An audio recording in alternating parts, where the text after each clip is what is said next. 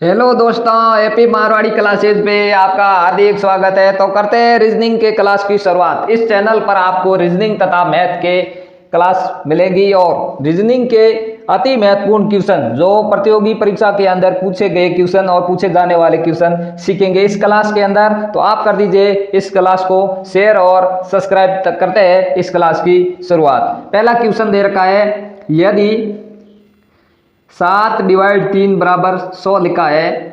7/3 लिखा है और 5/3 लिखा है। 5/3 9/4 क्या होगा? ये क्वेश्चन है सांकेतिक भाषा या कूट लेखन से रिलेटेड। तो इसको ये सांकेतिक चिन्ह है। डिवाइड का मतलब डिवाइड ही नहीं करना, यानी सांकेतिक भाषा मतलब संकेत दे रखे हैं, संकेतों के अकॉर्डिंग ये संकेत है। डिवाइड का मतलब डिवाइड ही नहीं करना है। इसको कैसे प्राप्त किया है तो देखते हैं। 7/3 को मैं यदि डिवाइड को प्लस के अंदर कन्वर्ट कर लेता हूं, 7 + 3 10, 10 का स्क्वायर किया तो कितना प्राप्त हुआ? 100 दे रखा है। इसी प्रकार से 5 प्लस कर लूंगा 3, 8, 8 का स्क्वायर कर दूंगा तो कितना होगा? 64। यहाँ कितना दे रखा है? 64। इसी प्रकार से 9 प्लस कर दूंगा 4, 13, 13 का स्क्वायर कर दूंगा तो 169। 169 हमारा ऑप्शन नंबर सी के अंदर दे रखा है। तो इस क्वेश्चन मार्क के स्थान पर क्या लिखा जाएगा? 169। ऑप्शन नंबर सी इसका राइट आंसर होगा। देखते हैं नेक्स्ट क्वेश्चन नंबर 2। नीचे दी गई आकृति श्रेणी में अगली आकृति का चयन करें। दूसरे नंबर क्वेश्चन में आकृति श्रेणी से रिलेटेड क्वेश्चन है। तो इसके अंदर आकृति क्या हो रही है? आकृति है श्रेणी यहाँ थी और यहाँ से आकर आगे, जैसे आगे एक स्थान आगे कर सकते ही आकृति क्या हो गई? 90 डिग्री वामावर्त घूम गई, यानी घड़ी की विपरीत दिशा में ऐसे घूम गई 90 डिग्री ये। और आकृति के अंदर वाला वर्त क्या हो रहा है? एक स्थान यानी एक खंड क्या हो रहा है? घड़ी की दिशा में घूम रहा है, यानी ये आकृति यहाँ आके ये चूक इधर घूमी और यहाँ खंड, इस खंड से वर्त क्या चला गया? इस खंड के अंदर। और आकृति है वो घड़ी की विपरीत दिशा में 90 डिग्री घूम रही। ये यहाँ आते आते इधर घूम गई और यहाँ आते आते ये चौंच नीचे की तरफ पुर गई और इस आकृति के आते आते ये चौंच इधर की तरफ बन जाएगी ऐसे, यानी ये दोनों खंड हैं। यहाँ आते आते आकृति क्या होगी? ऐसे ऐसे घूमेगी। शुरुआत में ऐसे थी ऊपर की तरफ, वापस ऐसे 90 डिग्री घूम रही है घड़ी की विपरीत दिशा में। यहाँ आते आते नीचे की तरफ घूम गई और यहाँ आते आते इस साइड घूम जाएगी। तो ये वर्त है वो घड़ी की सही दिशा में एक स्थान घूम रहा है, एक स्थान, और आकृति है वह पूरी घड़ी की विपरीत दिशा में घूम रही है ऐसे ऐसे ऐसे। तो इसका राइट आंसर हो, ये मुंह है कहाँ होगा? इधर। और ये आकृति क्या होगी? ऊपर की तरफ। तो इसमें ऊपर की तरफ नहीं है और इसमें भी ऊपर की तरफ नहीं है। तो हम तो चेक करते हैं आकृति नंबर 2। इसके अंदर क्या है? ये खाना है वो डबल नहीं है, डबल वाला इधर है तो ये भी नहीं होगा। इसका राइट आंसर होगा ये, क्योंकि ये चोंच है 90 डिग्री एंटी क्लॉकवाइज घूमेगी तो ये इधर हो जाएगा और वर्त है यहाँ खिसक जाएगा इस एक स्थान, तो ये पीछे आ जाएगा। इसका राइट आंसर होगा option number C. Option number C, यानी आकृति है वो घड़ी की विपरीत दिशा में घूम रही है और आकृति के अंदर वाला वर्त यहाँ था, एक स्थान छोड़ के इस खाने के अंदर आ गया इस, और यहाँ पलटते ही आगे पलटा तो ये इधर आ गया। आकृति घूम रही है घड़ी की विपरीत दिशा में और वर्त एक एक खाना छोड़ एक एक खाना जैसे ही आकृति घूमती है और घड़ी की दिशा में घूम रहा है अंदर वाला वर्त। तो इस आकृति के अंदर ये 2 कण वाला इधर होगा, इसका मुंह इधर होगा और ये पीछे वाला ऐसे ही घूमते ये पीछे आ जाएगा और ये आकृति इसके अंदर चली जाएगी वर्त, और ये ऊपर की तरफ होगा। तो इसका राइट आंसर होगा ऑप्शन नंबर सी। देखते हैं next question number 3। A B का भाई है। ए है वो किसका भाई है? बी का भाई है। तो मैं यहाँ बना देता हूँ इसका डायग्राम। ए बी का भाई है, प्लस से डिनोट करूँगा। ए बी का भाई है। सी ए की बहन है। सी है वो किसकी बहन है? ए की बहन है। डी ई का भाई है। डी है वो किसका? ई का भाई है और ई बी की पुत्री है। ई है वो बी की पुत्री है, पुत्री सॉरी माइनस से डिनोट करेंगे पुत्री।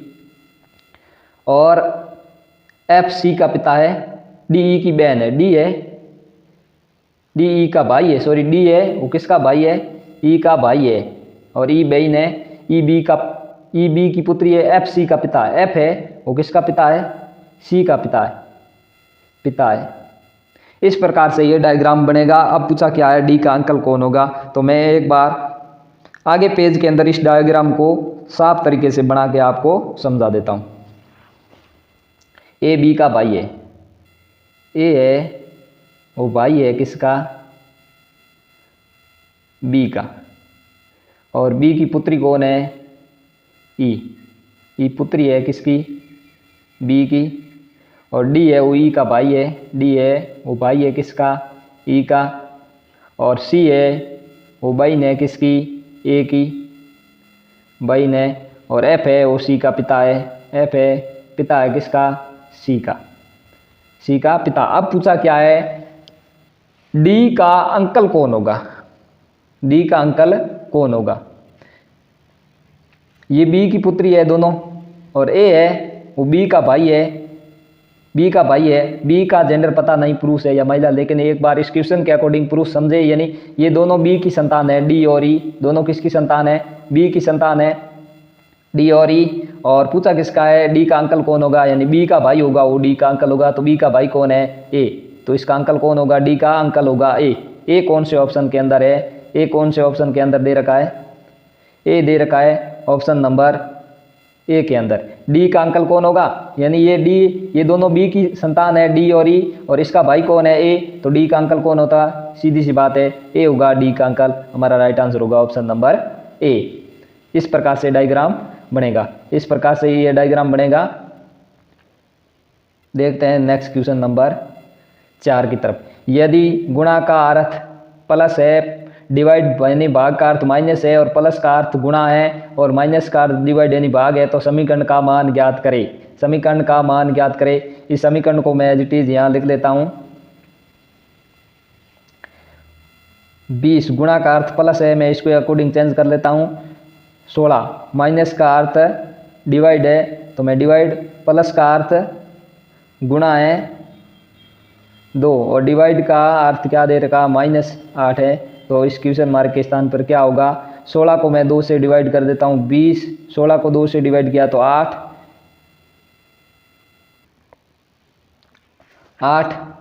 और इंटू करेंगे 2 -8।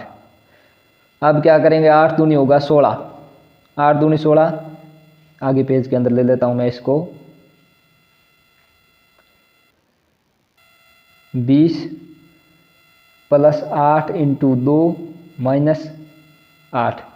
20, 8 दूनी होगा 16 -8, 20 और 16 36, 36 माइनस करेंगे 8 तो कितना होगा 28। इसका राइट आंसर होगा 28। कौन से ऑप्शन के अंदर होगा, 28 ऑप्शन नंबर बी के अंदर दे रखा है। इसका राइट आंसर होगा option number B, option number B. इस प्रकार क्वेश्चन के अकॉर्डिंग इस गुणा के स्थान पर प्लस लिया, माइनस के स्थान पर डिवाइड, प्लस के स्थान पर गुणा और डिवाइड के स्थान पर माइनस लिया। 20, 16 को 2 से डिवाइड किया। बोर्ड मास का नियम होता है सर्वप्रथम डिवाइड करें, मल्टीप्लाई, ऐड और बाद में घटाए। सर्वप्रथम ब्रैकेट हो तो ब्रैकेट को हटा दे, ब्रैकेट बाद में डिवाइड करना है। तो 16 को 2 से डिवाइड किया 8, इस 2 को इनसे मल्टीप्लाई किया 16 हो गया। 20 और 16 36 माइनस किया 8 तो कितना बचा 28। देखते हैं नेक्स्ट क्वेश्चन नंबर 5 को। नीचे दिए गए विकल्प में से संबंधित संख्या को चुनिए। संबंधित संख्या को चुनिए। सादृश्यता एनालॉजी से रिलेटेड क्वेश्चन है। 35 का संबंध दे रखा है 4 के साथ, उसी प्रकार से 57 का संबंध किसके साथ होगा, 57 का संबंध किसके साथ होगा वो देखते हैं इस क्वेश्चन के अंदर। तो 35 को क्या किया गया ताकि हमको 4 प्राप्त हो जाए। 35 को क्या किया मैंने, 3 + 5 8, 8 को 2 से डिवाइड किया तो कितना प्राप्त हुआ 4। इसी प्रकार से 57 को मैं क्या कर दूंगा, 5 + 7 = 12, 12 को 2 से डिवाइड किया तो क्या हुआ 6, और 6 हमारा राइट आंसर है। ऑप्शन नंबर बी के अंदर दे रखा है। यानी इन संख्याओं को ऐड करके 2 से डिवाइड किया तो हमारा राइट आंसर हुआ ऑप्शन नंबर बी के अंदर दे रखा है 6। तो दोस्तों इस वीडियो को शेयर और सब्सक्राइब करना ना भूले। देखते हैं next question number 6। Question number 6 के अंदर दे रखा है, निम्नलिखित में से असंगत को चुनिए, यानी बेमेल को बताना है। ऑप्शन नंबर ए के अंदर दे रखा है 53, 53, 59। ऑप्शन नंबर बी के अंदर 65, 80। ऑप्शन नंबर सी के अंदर 62, 73। ऑप्शन नंबर डी के अंदर दे रखा है 50 और 66। तो इस ऑप्शन चारों को देखते हैं तो इसमें क्या दिखाई दे रहा है कि ये एक भाज्य संख्या है, यह भी एक भाज्य संख्या है और यह भी एक भाज्य संख्या दे रखी है। लेकिन 53 और 59 है, 53 और 59 एक अभाज्य संख्या है, अभाज्य संख्या। ऑप्शन नंबर ए के अंदर दे रखी संख्या क्या है, अभाज्य है, तो इसका राइट आंसर होगा ऑप्शन नंबर ए। और ये क्या है, भाज्य संख्या है। इन तीनों से अलग क्यों है, क्योंकि ये ऑप्शन नंबर ए के अंदर दी गई संख्या अभाज्य संख्या है, इसीलिए असंगत है, भिन्न है, इसीलिए असंगत है। तो ऑप्शन नंबर ए इसका राइट आंसर होगा। देखते हैं नेक्स्ट क्वेश्चन नंबर 7। नीचे दिए गए शब्दों का वेन आरेख बताइए। नीचे दिए गए शब्दों का वेन आरेख बताइए। स्तनधारी गाय और कौवे का, तो स्तनधारी के अंदर ही होगी गाय, लेकिन कौवा अलग होगा, कौवा, कौवे, स्तनधारी गाय और कौवे, तो ये होगा गाय का डायग्राम और ये होगा स्तनधारी का। तो ऐसा कौन सी आकृति के अंदर दिखाई दे रहा है, ऐसा दिखाई दे रहा है ऑप्शन नंबर बी के अंदर। स्तनधारी के अंदर होगी गाय और कौवे का डायग्राम बनेगा अलग। Next question number 8। 40 विद्यार्थियों की एक पंक्ति में अनुज अनिल से 9 श्रेणी ऊपर है। यदि अनिल का स्थान अंत से 14वां है तो आरंभ से अनुज का स्थान कौन सा होगा। यह है क्रम परीक्षण से रिलेटेड, रैंकिंग टेस्ट से रिलेटेड क्वेश्चन। तो क्या है, 40 विद्यार्थी है, अनुज अनिल से 9 श्रेणी ऊपर है और अनिल का नीचे से स्थान कौन सा है, नीचे से स्थान है 14वां। यानी मैं आगे पेज के अंदर इस क्वेश्चन को बना देता हूँ। यानी 40 विद्यार्थी दे रखे हैं और अनुज अनिल से 9 श्रेणी ऊपर है। यदि अनिल का स्थान अंत से 14वां है, यानी यहाँ से अनिल का स्थान कौन सा, ये एक श्रेणी है, एक मिनट में वापस एक श्रेणी बना रखी है, ये एक श्रेणी है। यहाँ से अनिल का स्थान, यानी यहाँ से अनिल का स्थान कौन सा है, 14वां। और अनिल से 9 श्रेणी ऊपर कौन है, यहाँ है 9 श्रेणी, 1 2 3 4 5 6 7 8 9 श्रेणी ऊपर कौन है, अनुज। तो अनुज 9 श्रेणी ऊपर है। यदि अनिल का स्थान अंत से 14वां है तो आरंभ से अनुज का स्थान, तो यहाँ होगा 14 + 9 23। तो अनुज का नीचे से कौन सा स्थान होगा, 23वां। यानी 14वां नीचे से अनिल है, अनिल से 9 स्थान ऊपर कौन है, अनुज है, तो नीचे से अनुज का स्थान कौन सा होगा, 23 का, 23वां स्थान होगा। तो पूछा कौन सा है, यानी पूछा कौन सा है, आरंभ से पूछा अनिल है भाई, यहाँ दे रखा है 14वां है अनिल और 9 श्रेणी ऊपर कौन है, अनुज है, यहाँ बैठा है अनुज, ये है अंत से डायग्राम। और यहाँ 14 + 9 23वां कौन है, अनुज का नीचे से स्थान कौन सा है, 23वां, और पूछा कौन सा ऊपर से स्थान कौन सा होगा। तो क्या करेंगे, इसका फॉर्मूला होता है आरंभ से, आरंभ बराबर टोटल माइनस करेंगे नीचे से स्थान प्लस करेंगे 1, ये होता है इसका फॉर्मूला। नीचे से स्थान माइनस करेंगे 1, नीचे से स्थान माइनस करेंगे 1, अनिल का नीचे से स्थान कौन सा, 23वां। तो टोटल एक फॉर्मूला होता है इसका, मैं यहाँ लिख देता हूँ, टोटल माइनस करेंगे नीचे से स्थान प्लस 1 नीचे से। कुल विद्यार्थी कितने हैं, 40। अनुज का नीचे से 23वां माइनस 23 + 1, 40 माइनस करेंगे 23, तो पीछे बचा 17 और 1 कर देंगे 18। ऊपर से इसका स्थान कितना है, 18वां। ऊपर से कौन सा स्थान है, 18वां, और नीचे से 23वां स्थान है किसका, अनुज का। पूछा किसका, अनुज का। ऊपर से कौन सा स्थान है, तो ऊपर से 18वां स्थान है, ऊपर से 18वां स्थान है। यदि कुल विद्यार्थी निकालना है तो लेफ्ट प्लस राइट माइनस 1, तो लेफ्ट से 18, नीचे से ऊपर से 18 प्लस नीचे से 23 माइनस 1, ये हो गया 1 और 4 41 माइनस 1 किया तो कुल विद्यार्थी निकल के आगे 40। ये क्वेश्चन की क्या है, जांच। ऊपर से कौन सा स्थान है, यानी अनिल है नीचे से 14वां, और 9 स्थान ऊपर कौन बैठा है, अनुज। तो 14 और 9 नीचे से काउंट किया तो 23वां स्थान है इसका, किसका, अनुज का। और अनुज का ऊपर से पूछा है तो क्या करेंगे, 40 माइनस 23 प्लस 1 किया तो 18वां स्थान है ऊपर से। यहाँ से गिनेंगे तो ये स्थान होगा 18वां, और यहाँ से गिनेंगे तो ये स्थान होगा 23वां। तो 18 प्लस 23 किया 41, माइनस 1 किया 40। कुल विद्यार्थी भी निकल के आगे, यानी कुल विद्यार्थी भी आने चाहिए ऐसे स्थान, इसकी ये जांच है। तो इसका राइट आंसर होगा ऑप्शन नंबर बी। देखते हैं नेक्स्ट क्वेश्चन नंबर 9। ये घड़ी से रिलेटेड क्वेश्चन है। किसी घड़ी में 10:20 पर दोनों सुई के मध्य कितनी डिग्री का कोण बनेगा, यानी कितने डिग्री का कोण बनेगा। तो इसका फॉर्मूला होता है, मैं यहाँ नोट करवा देता हूँ। Formula 11 into minute minus 60 into बजे या घंटे, कह दो एक ही बात है, घंटे या बजे बटे 2, ये होता है इसका फॉर्मूला। अब 10:20 का देखना है, 10:20 का।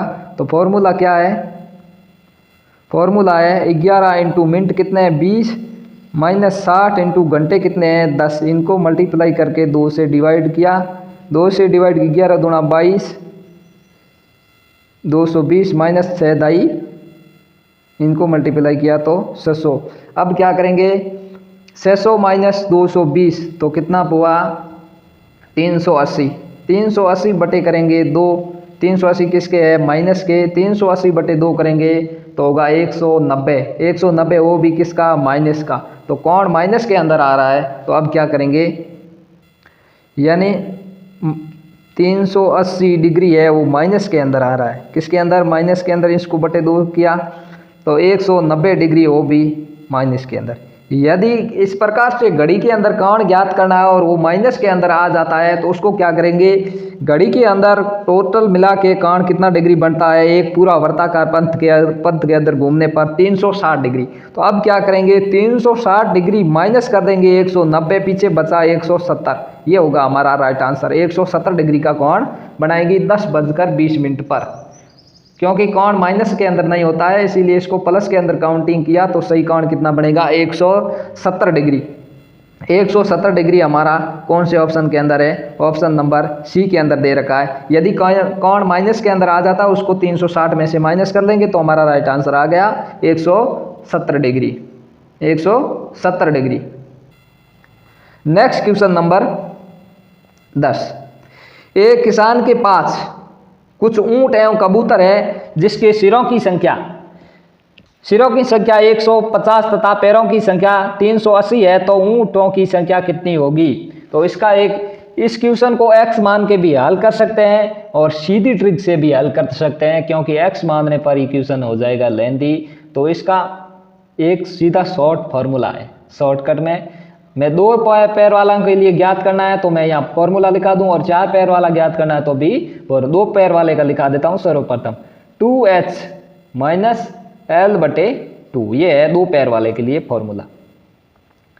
2 पैर वाले के लिए फॉर्मूला 2h माइनस L बटे 2, ये है 2 पैर वालों के लिए, यानी कबूतरों की संख्या निकालनी है। और 4 पैर वालों के लिए होता है L बटे 2 माइनस H, L का मतलब लेग, पैरों की संख्या बटे 2, यानी है H का मतलब हेड, सिरों की संख्या, और L का मतलब पैरों की संख्या। ये है 4 पैर वालों के लिए और ये है 2 पैर वालों के लिए फॉर्मूला।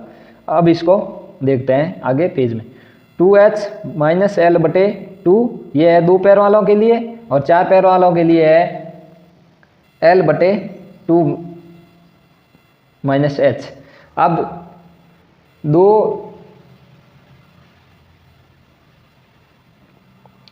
H मतलब सिरों की संख्या कितनी दे रखी है 150, माइनस पैरों की संख्या,